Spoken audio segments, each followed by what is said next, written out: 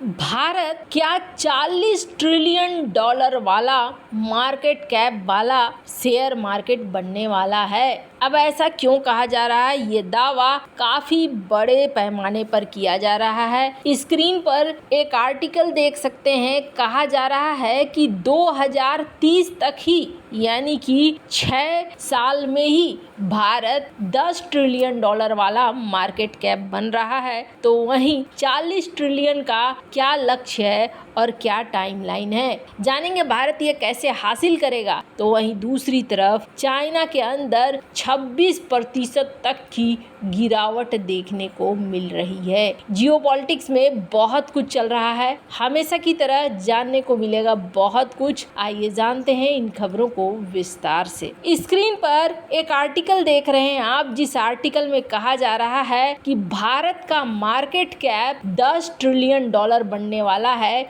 2030 तक। बहुत सारे लोग ये मानने को तैयार नहीं है, क्योंकि निगेटिव में रहने का आदत है तो पॉजिटिव सुनना या फिर समझ पाना इतना आसान नहीं रह जाता है। फिलहाल के लिए एक लिस्ट देख रहे हैं आप, जहां पर शेयर मार्केट की बात करें तो सबसे बड़ा शेयर मार्केट किसका है? अमेरिका का है और ये करीब 49 ट्रिलियन डॉलर का है। वहीं चाइना का 10 ट्रिलियन डॉलर का है और हांगकांग है 3.96 ट्रिलियन डॉलर का मार्केट कैप। फ्रांस पीछे आ चुका है, यूके पीछे आ चुका है, कनाडा, सऊदी अरब, जर्मनी ये सब पीछे आ चुके हैं। अगर भारत के आगे कोई है तो जापान, चाइना और अमेरिका, यही 3 बड़े बाजार वाले देश दिख रहे हैं। आखिरकार ये क्यों कहा जा रहा है कि ये जो 10 ट्रिलियन डॉलर का है ना लक्ष्य, ये लक्ष्य तो भारत बहुत आसानी से हासिल कर लेगा, आने वाले 6 सालों में ही हासिल कर लेगा। लेकिन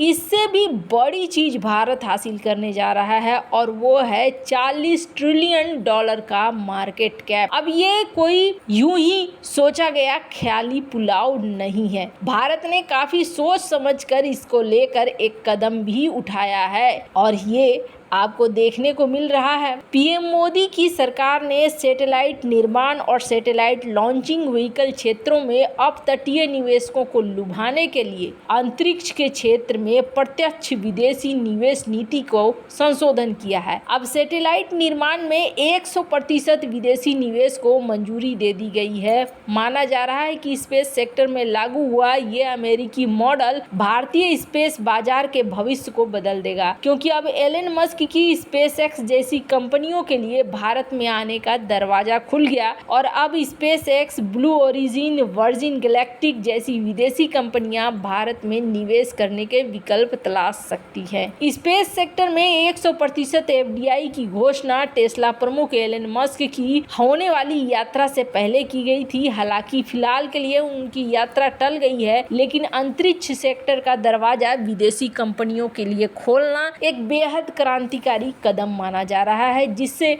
इसरो को अपने कार्यक्रमों के लिए भारी भरकम फंडिंग हासिल हो सकती है। इस साल की शुरुआत में मोदी सरकार ने विदेशी खिलाड़ियों और निजी कंपनियों को स्पेस सेक्टर में आकर्षित करने के लिए अंतरिक्ष क्षेत्र में प्रत्यक्ष विदेशी निवेश मानदंडों में ढील दी है। इसके बाद 16 अप्रैल को एक गैजेट नोटिफिकेशन में अंतरिक्ष क्षेत्र के लिए एफडीआई नीति में किए गए संशोधन की घोषणा की गई, जिसमें उपग्रह लॉन्च वाहनों और संबंधित प्रणालियों या उप प्रणालियों में एफडीआई के लिए स्पष्टता प्रदान की गई। यानी कि अंतरिक्ष यान को लॉन्च करने के लिए स्पेस पोर्ट का निर्माण और विनिर्माण करने की बात कही गई। माना जा रहा है कि सबसे पहले एलन मस्क की स्पेस कंपनी, जिसका नाम स्पेसएक्स है, उसे भारत के गृह मंत्रालय से भारतीय अंतरिक्ष सेक्टर में निवेश करने के लिए हरी झंडी मिल सकती है, जिससे पहले ही स्पेसएक्स के स्टारलिंक प्रोग्राम को भारत में सैटेलाइट आधारित इंटरनेट सेवा शुरू करने की मंजूरी दे दी है। एलन मस्क की कंपनी स्पेसएक्स पृथ्वी को लोअर ऑर्बिट में सैटेलाइटों का जाल बिछा रहा है और बिना किसी केबल नेटवर्क के उपभोक्ताओं को डायरेक्ट सैटेलाइट इंटरनेट दे रहा है। स्पेसएक्स की इंटरनेट सुविधा सुपर फास्ट होती है और फिलहाल 70 से ज्यादा देश स्टारलिंक के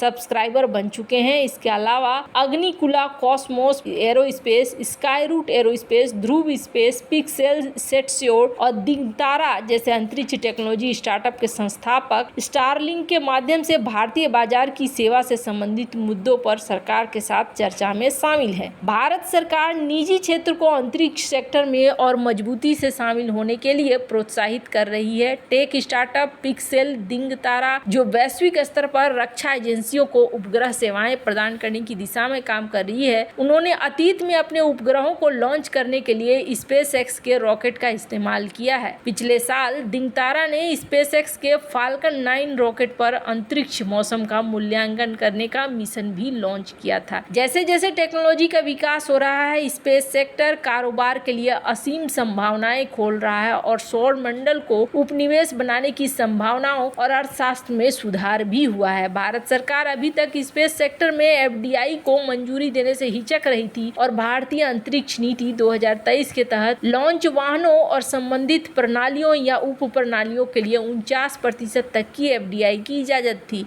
लेकिन अब सरकार की हिचक खत्म हो चुकी है और 100% तक की एफडीआई को मंजूरी दे दी गई है। दरअसल किसी अंतरिक्ष यान को लॉन्च करने और फिर से उसे वापस धरती पर लाने के लिए एक स्पेस पोर्ट का निर्माण करना पड़ता है। अभी अगर किसी विदेशी कंपनी को इसके निर्माण में 49% से ज्यादा का निवेश करना है तो उसे भारत सरकार से इजाजत लेनी होगी, जबकि 49% से ज्यादा का निवेश संभव नहीं है। हालांकि सैटेलाइट को लॉन्च करने के लिए बिना सरकार के इजाजत के भी 100% निवेश किया जा सकता है। माना जा रहा है कि स्पेस सेक्टर को प्राइवेट कंपनियों के लिए खोलने का मोदी सरकार का फैसला अमेरिका के स्पेस सेक्टर में एलन मस्क की स्पेसएक्स कंपनी के योगदान को देखते हुए किया गया है। कई सालों तक नासा ने भी स्पेसएक्स के दरवाजे नहीं खोले थे, लेकिन अब नासा और स्पेसएक्स दर्जनों मिशन को एक साथ अंजाम देते हैं। इससे नासा के लिए फंड जुटाने का एक नया रास्ता खुल गया है। हाल ही में नासा ने स्पेसएक्स के साथ मिलकर चंद्रमा पर खनन करने का एक मिशन भी तैयार किया है। इसके अलावा एलन मस्क की कंपनी ने ऐसे रॉकेट भी तैयार किए हैं जिनका बार बार इस्तेमाल किया जा सकता है। तो भारत भी यहाँ कुछ वैसा ही सोच रहा है और ये सारे तरीके हैं जो दिख रहे हैं कि भारत के अंदर एफडीआई आएगा। और यही वजह है कि कहा जा रहा है कि 10 ट्रिलियन छोड़ो, भारत आने वाले 20 सालों में 40 ट्रिलियन मार्केट कैप वाली अर्थव्यवस्था बन जाएगा, यानी कि करीब करीब अमेरिका के पास पहुंच जाएगा। हालांकि भविष्य अभी 20 साल बहुत दूर है, पर फिलहाल के लिए जो नतीजे आ रहे हैं वो नतीजे यही बता रहे हैं। स्क्रीन पर निकी एशिया की एक रिपोर्ट देख सकते हैं। चाइना इतना ज्यादा इस वक्त प्रॉमिस कर रहा है, दुनिया भर के इन्वेस्टर्स को ये कह रहा है कि आप हमारे देश में निवेश करिए, पर इसके बावजूद 26.1% फॉरेन इन्वेस्टमेंट घटा है चाइना में। और कहीं ना कहीं ये दिखा रहा है कि ज्यादा चाइना ओपन होने की कोशिश कर रहा है, पर इसका फायदा नहीं मिल रहा है। चाइना के ऊपर दुनिया भर का विश्वास थोड़ा कम होता हुआ दिख रहा है और ये विश्वास किधर जाता हुआ दिख रहा है, तो ये जाता हुआ दिख रहा है भारत की तरफ। यही वजह है कि ये माना जा रहा है कि ये बहुत ही आसान तरीके से भारत यहाँ पर आगे बढ़ जाएगा, क्योंकि भारत तीनों फॉर्मूला का इस्तेमाल कर रहा है। इन्वेस्टर्स का पार्टिसिपेशन बढ़ा रहा है, स्ट्रॉन्ग इकोनॉमिक फंडामेंटल्स बना रहा है और मार्केट कैप को भी रेगुलर कर रहा है, जिसमें